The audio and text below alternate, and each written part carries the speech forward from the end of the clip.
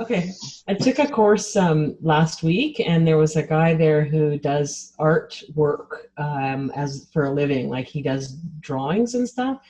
And he did a presentation, and he just said, "Switch to camera," and it was this overhead thing, and I thought, "Huh, mine's not going to be like that." So, so we chose pumpkin pie just because with the Thanksgiving theme, we had some ideas around maybe preparing some pies or pie kits. And so I didn't really necessarily volunteer as much as it was like we talked about knowing how to make pastry, and I said that I did, and suddenly here I am.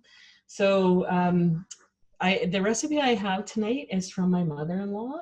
So I have been cooking for a very long time. My mom was always out at work because she was widowed very young. So we learned to cook very basic meals really early, but not a lot in my home in terms of really being able to make those sort of like that cooking by feel, where you can feel a pastry. So my mother-in-law could do that, but she was a little bit sneaky.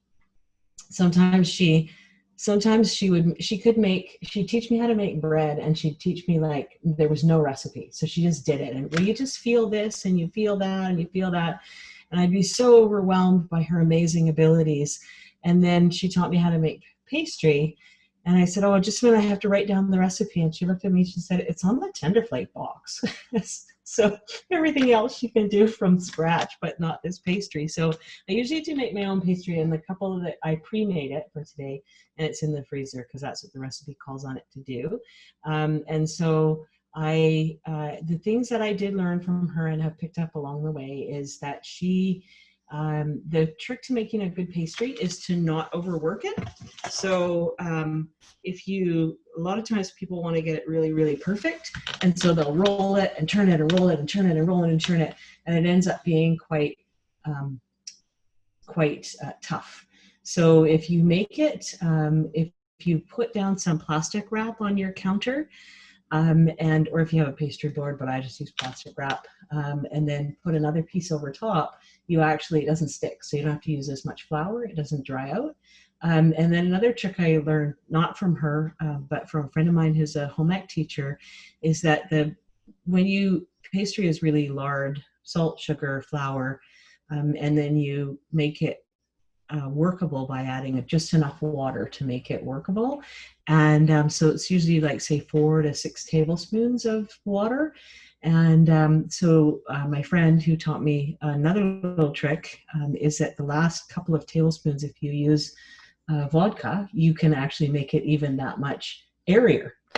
So when she said, "Make your pastry with vodka," I said, "No, I'm okay with it. I don't need to help myself along with vodka." She said, "No, I mean put it in there." So the recipe, I think Julie's going to circulate it to people. It's called Royal Pumpkin Pie. And when I told my son I was doing this today, he said, "Mom, what's the difference between Royal Pumpkin Pie and just regular pumpkin pie?" So the answer is, I have no clue. So pumpkin, I just used regular pumpkin that you get from the store. Interestingly enough, she called for 398 mils, which is, this recipe is ages old, so I don't know why it's in milliliters, because it would have been ounces when she made it.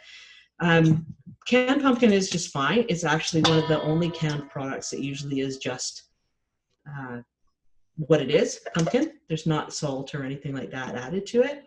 If you want to make your own pumpkin just before Thanksgiving comes, you will see the smaller ones available for roasting. You just roast it and then put it through a ricer, and Bob's your uncle. So this is already pre-measured. Lots of pumpkin pie recipes are measured out. Oh, and one thing I forgot to do, I was going to tell you that before we started, I actually washed my hands, but I didn't want to do that because my camera is sitting on a cutting board over top of my sink. So not only would it make a lot of noise, it would be inconvenient too. So I did wash my hands, just so you know, because I also happen to be a health inspector by training. So that would be awful to not say that. So just pumpkin and brown sugar. I pre-measured that just so it was ready. And then salt. Lots of people try and avoid salt. It's probably not that good at, depending, obviously I'm not giving medical advice, but salt is actually a flavor enhancer. So it is important to include it in your recipes if it calls for it. Obviously if there's medical reasons that you shouldn't be using it. So mace, I don't know if people have mace in their cupboards, but nutmeg will also work. So mace, I didn't actually think we'd have it, so I was just going to use nutmeg, but we have it, and it's just adds a different flavor to the pumpkin pie. And fun fact, mace is actually the outside of a nutmeg. So the shell that's on a nutmeg, that's where my mace comes from. So ginger.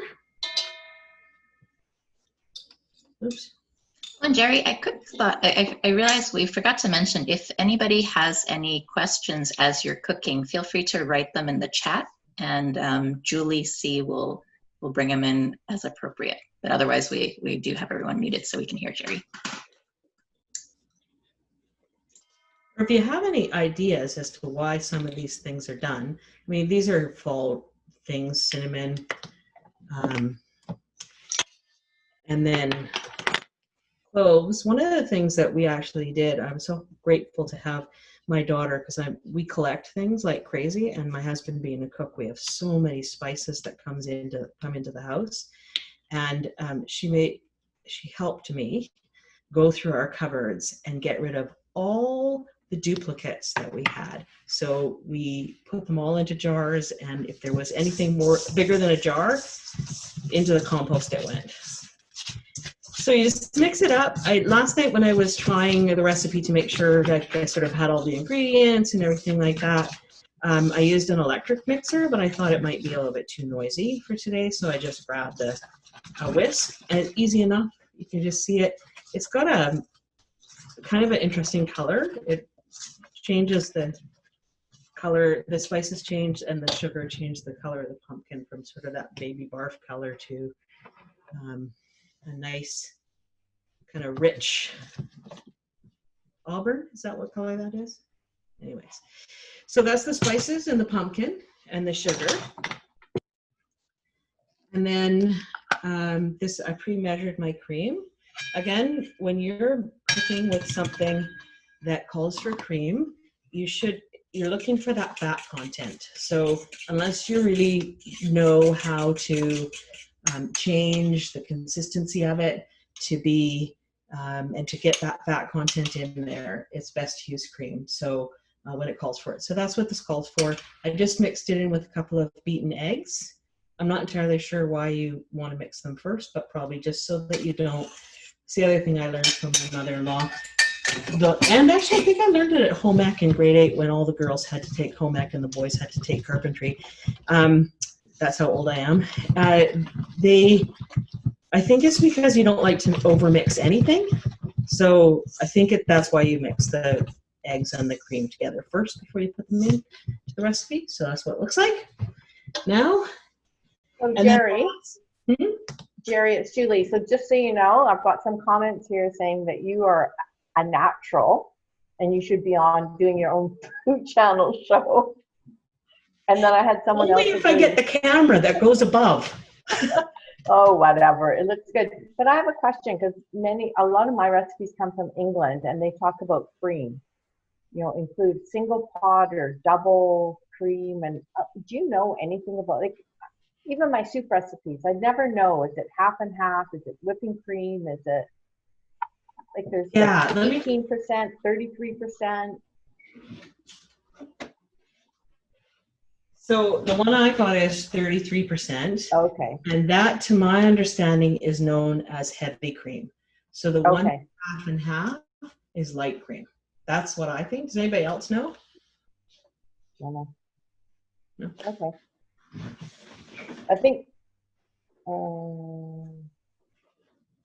whenever I have a recipe that says heavy cream, that's what I use. So perfect. Thank you. And so then the last step in this recipe is the scalded milk. And so when you scald milk, you basically just bring it to a boil.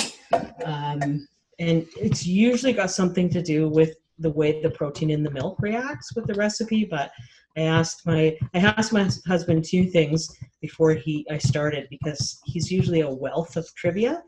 And so I said, what exactly do you use mace for? Because mace is often used in, if you use making gravies and stuff, to take that sort of bony flavor out of meat.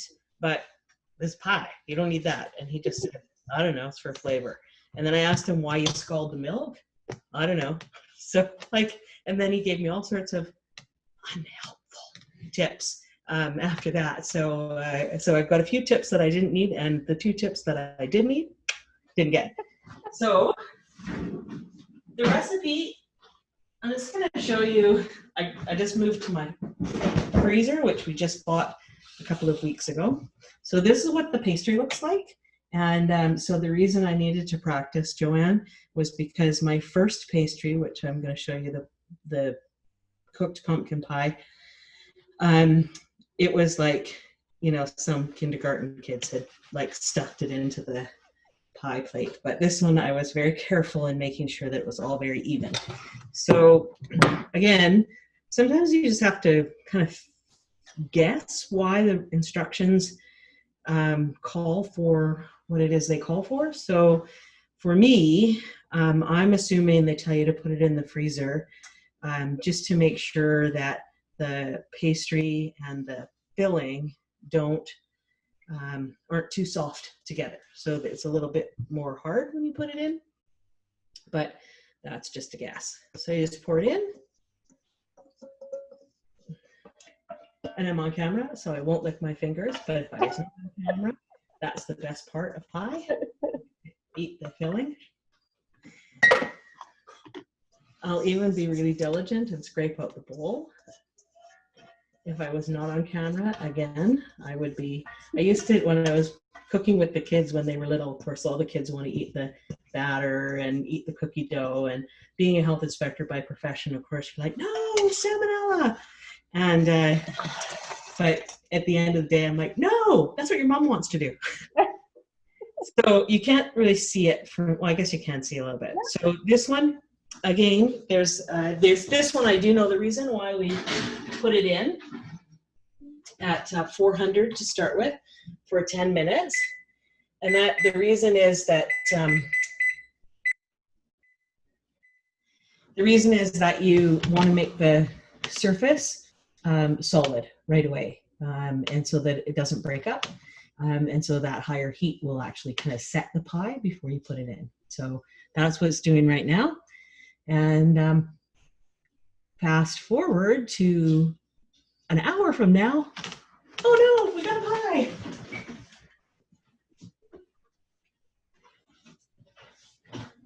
Here's my practice pie. Oh, nice.